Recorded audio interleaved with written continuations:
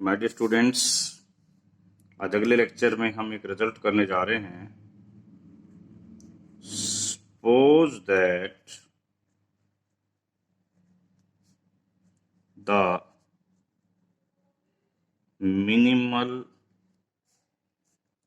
polynomial of alpha is Einsteinian with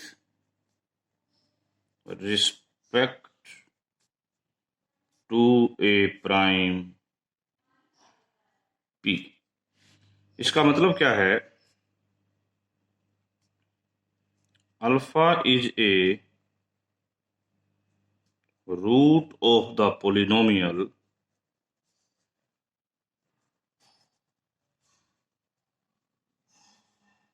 xn an minus 1 xn minus 1 a naught, where p divides ai for all I less than 0 to n minus 1 and p square does not divide a naught। तो हमें show करना है, show that the index of alpha is not divisible by P. तो alpha का जो index है वो P से डिविजिबल नहीं होगा। Solution, let m is equal to z alpha square z alpha की पावर n माइनस 1, ये हमने m मान लिया। we observe that, क्या ऑब्जर्व करते हैं? आपको ने कहा है कि अल्फा इसका रूट है, तो अल्फा इस पोलिनोमियल को सेटिस्फाई करेगा।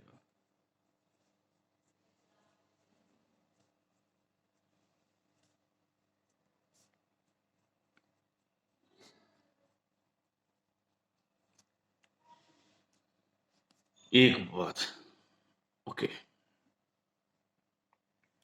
अब हमने कहा है कि हमारी ये पोलिनोमियल आइंस्टाइनियन है। इसका मतलब क्या है कि ए नोट पी जो है वो ए नोट को भी डिवाइड करता है, पी ए वन को भी डिवाइड करता है, पी यहां तक डिवाइड करता है। तो पी जो है इसको भी डिवाइड करेगा।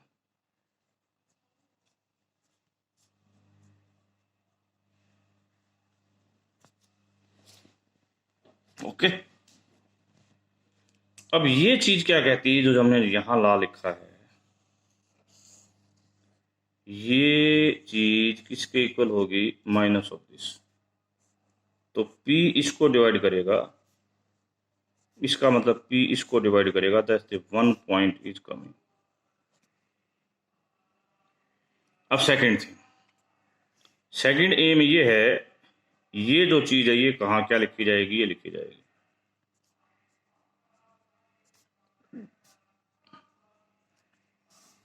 इसको हम लिखते हैं माइनस ए नोट, ये integer, plus minus a one alpha, ये integer into alpha, minus a two ये इंटीजर, ये अल्फा स्क्वायर,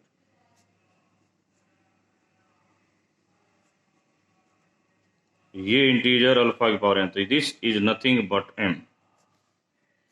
तो इस प्रकार अल्फा की पावर n m में बिलोंग कर गई। पहले पॉइंट पर आपने कहा था कि अल्फा की पावर n p से डिवाइड होगी, दूसरे पॉइंट में कहा कि ये m में बिलोंग करेगी। Third thing, alpha is algebraic. Alpha क्या है? एल्जेब्रिक है। ओके, अल्फा एल्जेब्रिक है, तो we say that m is subset of ring of integer. तो m आपने क्या पढ़ा है? Z plus Z alpha square, वो एम का क्या हो जाएगा, सबसेट। तो आपने अभी तक क्या पता लगाया कि पी डिवाइड करता है अल्फा की पावर एन को एक, अल्फा की पावर एन एम में बिलोंग करती है, m is subset of okay. इतनी चीज हमने बताई है। Okay, mod of norm of alpha, mod of norm of alpha आएगा जी यहां से ए नोट। ठीक है, अब ये ए नोट आपने खुद कह रखा है not congruent to zero mod p square, क्योंकि पी स्क्वायर से डिवाइड नहीं होता। We will proceed by contradiction. अब हम कंट्राडिक्शन से बात करेंगे। हमें प्रूव क्या करना है, हमें तो प्रूव तो ये करना है कि ये पी इसके ऑर्डर इंडेक्स को डिवाइड नहीं करेगा। हमने कह दिया नहीं नहीं डिवाइड करता है। ओके, डिवाइड करता है। There exist an element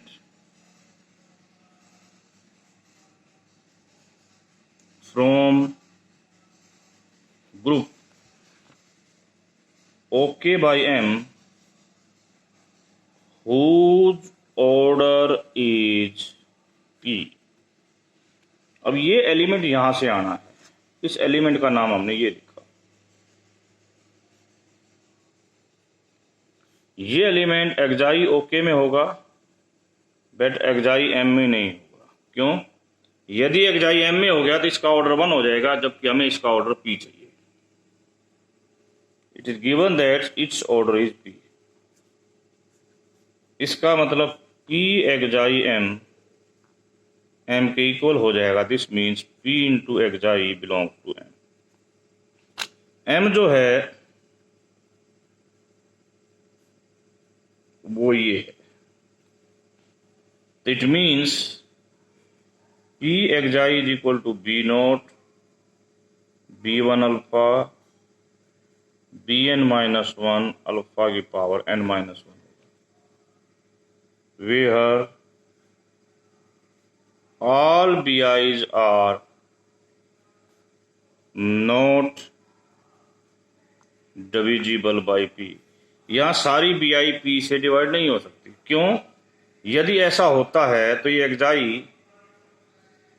m में बिलोंग कर जाएगा, और ये कंडीशन है हमारे पास कि एक्साई m में बिलोंग नहीं करता। तब सारी bi's p से डिवाइड नहीं होती, तो late j be the least index such that p does not divide bj।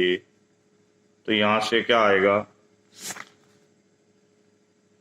ये वो बीजे है छोटे से छोटा J such that p does not divide BJ. एक नया नंबर हमने असाइन किया। ये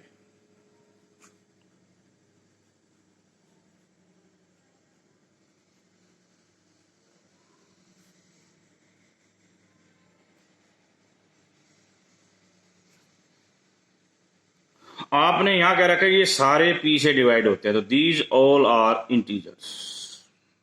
और ये किससे बन रहे हैं, 1 से, अल्फा से। तो हम अल्टीमेटली कह सकते हैं कि ये एलिमेंट m में होगा और m is subset of okay. ये एलिमेंट कहां से है, पहले से ओके से। Okay group of ring of integers. इसका मतलब ये जो है एलिमेंट, ये भी रिंग ऑफ इंटीजर्स में होगा। अब ये एलिमेंट होगा क्या, एक्साई की वैल्यू क्या है, देखो एक्साई निकालना है ना, पी से डिवाइड करेंगे। ये तो आएगा 0 से n माइनस वन, परंतु 0 से j माइनस वन वाले कट जाएंगे, बाकी बच जाएंगे। क्या बचेगा जी, B J P alpha P J plus one B N by P alpha rate power है। अब इसको हम क्वेश्चन को स्मूथली करने की कोशिश करते हैं। ये एलिमेंट भी ओके में पाया जाएगा। इन दोनों की प्रोडक्ट कर दो, वो भी ओके में मिलेगा। होगा क्या, ये बन जाएगा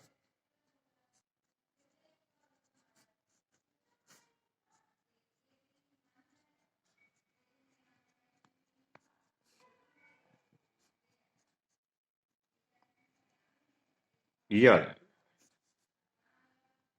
ओके, थोड़ी सी चीज़ों को हम ध्यान से देखेंगे। बिल्कुल, ये हमने कहा था कि ये पी से डिवाइड होगा, ये पी से हमने कहा था डिवाइड नहीं होगा। ओके, ये पी से डिवाइड होगा, वेरी गुड। ये चीज़ पहले से ओके में है और ये चीज़ भी ओके में है, तो इसका मतलब ये चीज़ भी आपकी ओके में होगी। ओके मतलब रिंग ऑफ इंटीजर्स, यानी कि एल्जेब्रिक होगी ये। एल्जेब्रिक जो भी हो गई, ओके का एलिमेंट है एल्जेब्रिक। जो एल्जेब्रिक होते हैं उनकी नॉर्म इंटीजर हो जाती है। अब नॉर्म में क्या खासियत है, ये कांस्टेंट बाहर निकलेगा, ये भी बाहर निकलेगा, इसकी पावर n हो जाएगी। नॉर्म ऑफ अल्फा आएगा तो ये बनेगा नॉर्म ऑफ अल्फा की पावर n माइनस। ये नॉर्म आपने निकाल रखी है जी, this comes to be a naught. अब यहां पर संभावना है केस नंबर 1, इफ n को यदि हम 1 लेते हैं, n को क्या लेते हैं हम 1, तो ये चीज हमारी ये बनेगी भाई।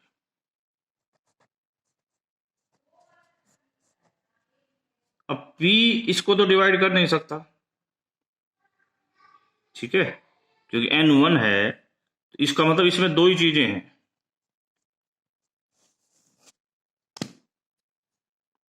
सॉरी, ये जे है, जे जे जे जे जे आपने कह दिया था कि p जो है does not divide B J, ये आप लेके चलें, तो ये 1 आएगा, कंट्राडिक्शन। तो p तो किसी इसको डिवाइड ही नहीं कर सकता, ये इंटीजर तभी होगा जब ये, क्योंकि ये तो 1 हो गया, इसका मतलब p ने सिर्फ बीजे को डिवाइड करना है, दैट इज नॉट पॉसिबल।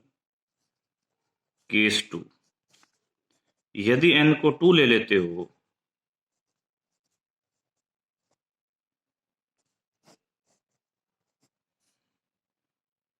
तो आप तो उनको ये इसको तो डिवाइड करिएगा नहीं, आपको सिर्फ ये प्रूव करना है कि P square divides A note, which is not possible.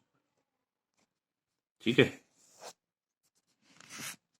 क्योंकि पी जो है सिर्फ ए नोट को डिवाइड कर सकता है, ए स्केयर को नहीं कर सकता। 3 लेते हो तो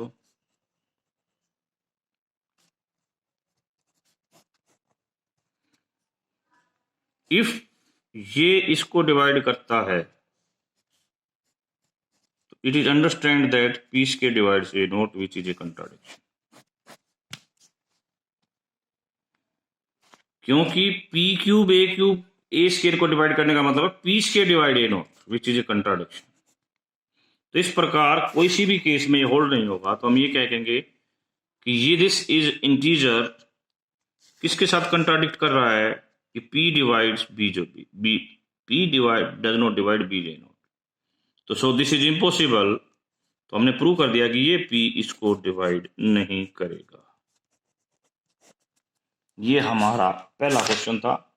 now we are coming to the second point. Let k be a quadratic field with d is a square free integer. Find an integral basis for OK। देखिए, इस एक्सटेंशन की डिग्री 2 है। अल्फा कोई भी आर्बिट्रेरी एलिमेंट ले लिया आपने k से, तो अल्फा जो है r1 plus r2 root d लिखा जाएगा, इस जहां पर r1 और r2 रैशनल होंगे। इसका केवल एक ही इसके केवल दो ही कंजुगेट पॉसिबल, एक तो ये इटसेल्फ और दूसरा ये। जो ट्रेस होगी वो दोनों का सम होगी और नॉर्म होगी वो दोनों की प्रोडक्ट हो जाएगी।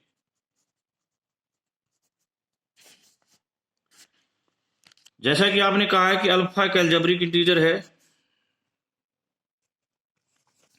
तो this should be integer and this should be integer, both are integer, दोनों इंटीजर्स होंगे। ये इंटीजर कब हो सकता है? ये इंटीजर होने में हमारे को बहुत, जहां पर हमें R1 रैशनल दिया हुआ है, तो जो ये इसका मतलब denominator of R1 is at most 2। This implies that denominator of R1 is either 1 और 2। ओके, यदि R1 का डिनोमिनेटर 2 है तो हमें ये यहां पर भी फोर्स करता है, क्योंकि इसको भी हमें इंटीजर चाहिए। यदि इसका, तो हमें यहां पर भी फोर्स होता है कि इसका डिनोमिनेटर भी 2, मोर देन 2 ना हो, सॉरी, मतलब मोर देन 2 ना हो, या तो 1 हो या 2। तो इट कंक्लूड दैट कि R1 ये कहता है कि मेरा डिनोमिनेटर 1 और 2 होगा, तो ये चीज R2 को फोर्स करती है कि मेरा डिनोमिनेटर भी मोर देन 2 नहीं होगा। तो हम अपने लिए R1 को G1/2 ले लेते हैं और R2 को G2/2 ले लेते हैं, जहां पर G1 और G2 इंटीजर है। अब ये जो सेकंड कंडीशन थी, इस कंडीशन पे आ जाओ। ये पुट करने के बाद y4 ये इंटीजर होना चाहिए। ये कंडीशन ये बन जाएगी मोड ऑफ 4। इसको हम डिटेल से स्टडी करते हैं। कैसे करते हैं डिटेल से स्टडी? केस फर्स्ट, यदि D is congruent to 1 mod 4 होता तो ये चीज आपकी अल्टीमेटली क्या बन जाती? ये बन जाती है। सीधी सी बात, हम ये लिख लेते हैं।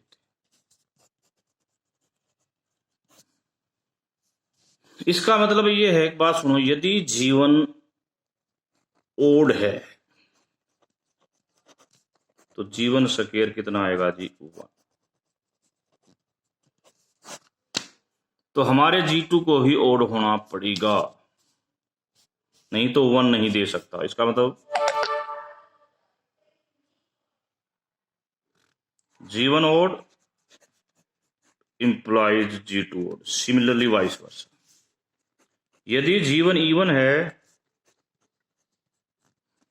तो ये 0 आ जाएगा, तो आपके G2 को भी इवन होना पड़ेगा। तो व्हाट मीन्स, ये जो अल्फा आप ये लेके चले थे, जिसकी वैल्यू आपने इस केस में ये बना दी,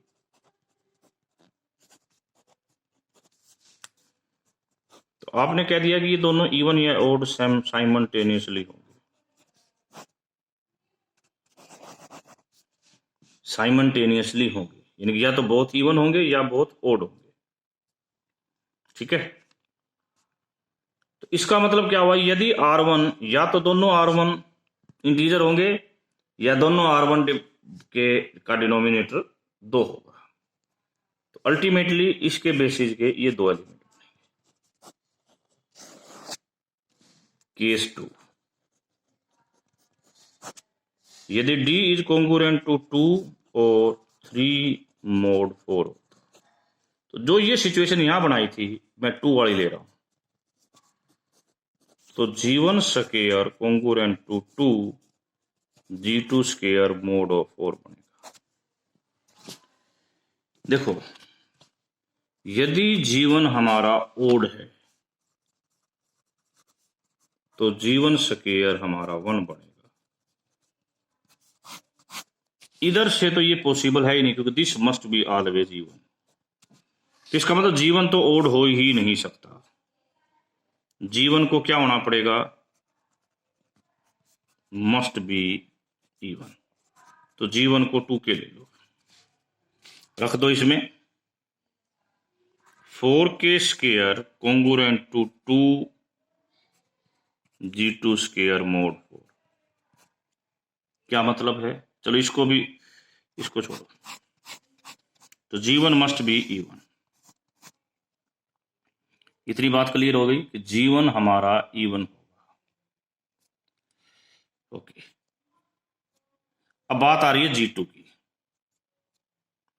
यदि G2 को हम ओड ले लेते हैं,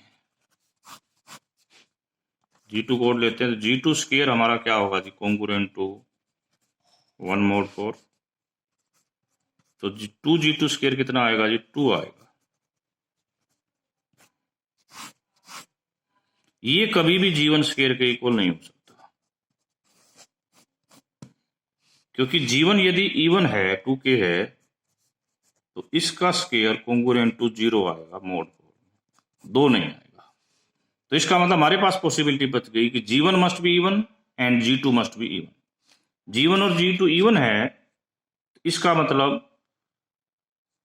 E1 है, इसका मतलब जो अल्फा लिया था वो आपका बनेगा जी G1 plus G2 root D. हमने लिखा था G1 बाई 2 G2 बाई 2, ये लिखा था। अब ये कट जाएगा, यहाँ कोई नया नंबर आएगा A, यहाँ कोई नया नंबर आएगा B, और A और B यहाँ पर इंटीजर होंगे। इसका बेसिस जो है वो हम ये दिखाएंगे।